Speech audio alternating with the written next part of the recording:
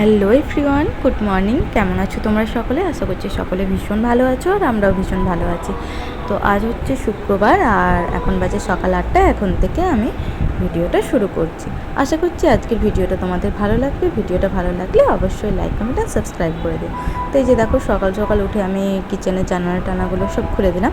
আর ওইখানে আচারের বোতলগুলো আমি রাখি, জানো তো, যাতে বাইরে দিলে তো পোকামাকড় পাখির ভয় থাকে, ওই জন্য আমি জানালাতেই রাখি, যাতে এখানে রোদটাও পেয়ে যায়, আচারটাও নষ্ট না হয় আর কিছু যেন প্রবলেম না হয়। আর এই যে দেখো, সকাল সকাল ওর জন্য আমি রুটি বানানোর জন্য চলে এসেছি। তো ওর জন্য রুটি বানানো হয়ে গেছে আর দুধ গরম করে দিয়েছে। আর এইদিকে আমার জন্য পাউরুটিতে বাটার মাখিয়ে নিয়েছি। আর খাওয়া দাওয়া হয়ে গেছে। তারপর দেখো, আমি কিছু বাসন পড়েছিল সেগুলো টুকটুক করে ধুয়ে নিচ্ছি।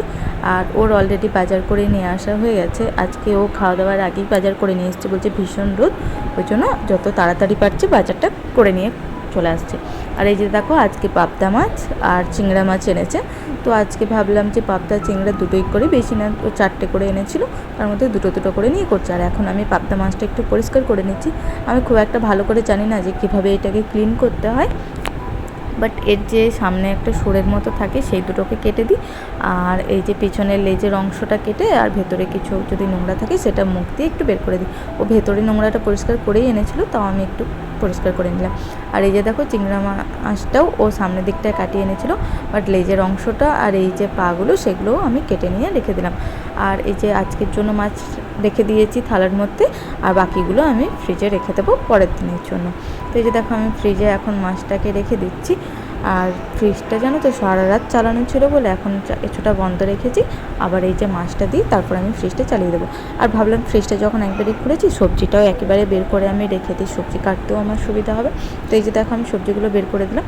আর এখন আজকে যেই মাছটা রান্না হবে সেটাতে আমি নুন হলুদ মাখিয়ে কিছুক্ষণের জন্য ম্যারিনেট করে রেখে দিচ্ছি। আর এই যে ও যে বললাম না বাজার করে চলে এসছে, তো ডিম শেষ হয়ে গেছিলো, ডিম এনেছে, পোস্ত এনেছে আর চালমগজ, তো সেগুলো আমি ঢেলে দিলাম। তারপর দেখো, আমি এদিকে কাটাকুটির জন্য চলে এসেছি। তো আজকে জানো তো, শুধু চিংড়ি মাছের একটু মালাইকারি টাইপের করব, একটু পাবদা মাছের ঝাল সর্ষে দিয়ে ঝাল করব, আর এই যে আলু আর কাঁকরোলের ভাজা করব। তো এইদিকে সবজি টবজি কেটে আমি কিচেনে চলে এসেছি, মাছটাকে ভাজার জন্য দিয়ে দিয়েছি। আর এই মাছটা জানো তো কী ফুটছিল, ভীষণ ভয় করছিল। তো মাছটা যতক্ষণ হচ্ছে ততক্ষণ আমি ভাবলাম যে আমি মশলাগুলো রেডি করে নিই। আমি জানো তো হাতে হাতে এগুলো করে নিই, যাতে আমার বেশি সময়টা নষ্ট না হয়। তো এই যে জানো, আমি ওই যে পাবদা মাছটা করব, সেই জন্য কাজু আর এইদিকে কিছুটা সাদা সর্ষে, কিছুটা পোস্ত আর কিছুটা চালমগজ দিয়ে আমি ভালোভাবে পেস্ট করে নেব। আর সাথে সাথে আমি ওইদিকে সমস্ত যেসব চিংড়া মাছটা করার জন্য যেসব মশলাগুলো কাটতে হবে, পেঁয়াজ, আদা, রসুন, টমেটো, সমস্তটাই আমি কেটে নিয়েছি, সেগুলো সব একেবারে পেস্ট করে রেখে দেবো। তাহলে কী বলতো, হাতে হাতে কাজটা করলে আমি সময়টা অনেকটা বেশি পেয়ে যাবো, তখন আর এই দিকটাই আমি সময় দিতে হবে না। ওইদিকে আমার মাছও ভাজা হচ্ছে আর এইদিকে আমার কাজের কাজ সমস্ত করা হয়ে যাচ্ছে। আর এখন এই যে দেখো, আমি এই পেস্টটার মধ্যে একটু নুন দিয়ে দিলাম। নুন দিলে কী বলো তো, নুন আর যদি কাঁচা লঙ্কা এতে দেওয়া হয় না, পোস্তটা বেশ ভালো হয়। আর যেহেতু সর্ষেটা আছে, তেতো ভাবটা থাকে না। তো এই যে দেখো, আমি জল টল দিয়ে একটু ভালোভাবে পেস্ট করে নিয়েছি। ও একটু দুধ দেওয়ার কথা বলছিল, বাট আমি এমনিই ভেবেছি যে চিংড়িটা যখন বানাবো তখন দুধ দিয়ে ফুটিয়ে নেবো, সেই জন্য আর পেস্টের মধ্যে আমি দুধ দিলাম না।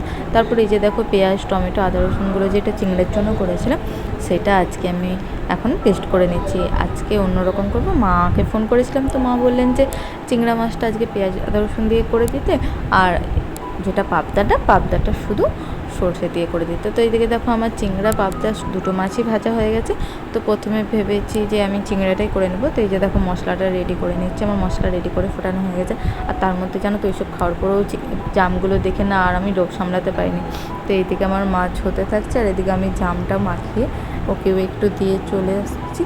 আর আমিও একটু খেতে শুরু করে দিয়েছি। কী বলতো, জাম থাকলে বিকেলে খাবো করলে কখন যে খাওয়াও হবে না, জিনিসটা নষ্ট হয়ে যাবে, এই জন্য এখনই খেয়ে নিচ্ছি। আর এই যে দেখো, ওইসব খাওয়া দাওয়া করে তারপর আমার এদিকে পাবদা মাছের এর গ্রেভিটাও রেডি হয়ে গেছে। এখন পাবদা মাছটাও আমি দিয়ে দিলাম এটার মধ্যে, আর এদিকে ওলট পালট করে দিচ্ছি ভালোভাবে। আর পাবদা মাছটা যেন তো আমার সর্ষে দিয়ে খেতেই না বেশি ভালো লাগে, শুধু এমনি টমেটো দিয়ে ঝাল করলে আমার একদম পছন্দ না। আর আরও কিছু বাসন ঝুড়ির মধ্যে ধুয়ে রাখা ছিল, তো সেগুলো এখন জায়গা মতো রেখে দিচ্ছি। কী বলো তো, ঝুড়ির মধ্যে যদি পড়ে থাকে না, একটা খুঁজতে গেলে অন্যটা পায় না, আরেকটা খুঁজতে গেলে সেটা পায় না। আর ওর যদি কিছু দরকার হয়, ও তো রান্নাঘরে এসেই রেখে যাবে। ঝুড়ির মধ্যে যদি কিছু থাকে বলবে তুমি সব আগে গুছিয়ে রেখো, নাহলে কিচ্ছু খুঁজে পাওয়া যাবে না। তো যাক, তোমাদের সাথে কথা বলতে বলতে বাকি কাজ গোছাতে গোছাতে আমার মাছ হয়ে গেছে, আর তারপর আলু আর কাঁকরোলটাও ভেজে নিয়েছি। তারপর এদিকে দেখো আমি স্নান করেও চলে এসেছি। তোমাদেরকে বলেছিলাম না আগের দিন শ্যাম্পু করতে পারিনি, ওই জন্য আজকে আমি একটু শ্যাম্পু করে নিয়েছি। আর এখন চলে এসেছি একটু স্কিন কেয়ার করার জন্য। একটু যেন তো আমি পাউডার মুখে নিতে না এখন খুব ভালোবাসি এই গরমে।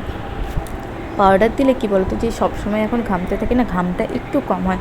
আর শুধু শুধু পাউডারটা দেওয়ার জন্য যেন মুখটা পুরো সাদা হয়ে গেছিলো, ওই জন্য রুমাল দিয়ে ভালোভাবে যে এক্সট্রা আমার পাউডারটা ছিল সেটাকে ঝেড়ে দিয়েছি।